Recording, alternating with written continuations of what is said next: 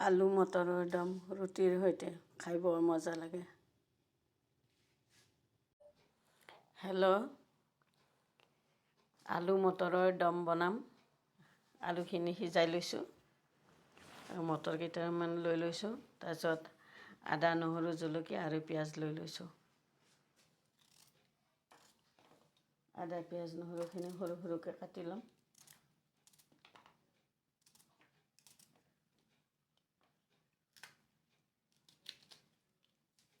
আলুৰ বাকলিখিনি গুচাই ল'ম।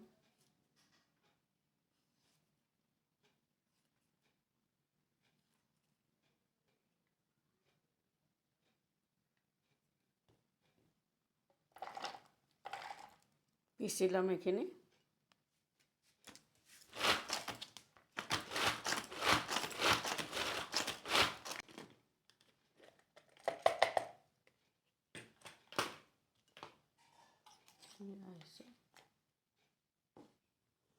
আলুখিনি আগতীয়াকৈ ভাজি ল'ম অলপ অলপ কৰি।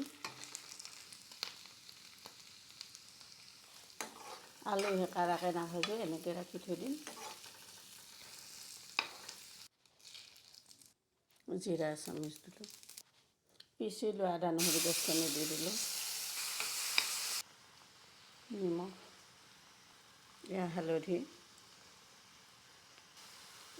জিৰা গুড়া এচামুচ দিছোঁ, ধনিয়া গুড়া, অকণমান পানী দি মছলাখিনি ভাজিম। মছলাখিনি ভাজি হ'ল, কেঁচা গোন্ধটো নাইকিয়া হৈছে, ধুনীয়া চেণ্ট এটা আহিছে মছলাত। এতিয়া ইয়াতে মটৰকেইটা দি দিম। মটৰখিনি মছলাৰ সৈতে অকণমান সময় ভাজি ল'ম। ভাজি লোৱা আলুখিনি দিলোঁ। এবাটি পানী দিলোঁ। গৰম মছলা গুড়া দিলোঁ অলপ। আলু মটৰৰ দম।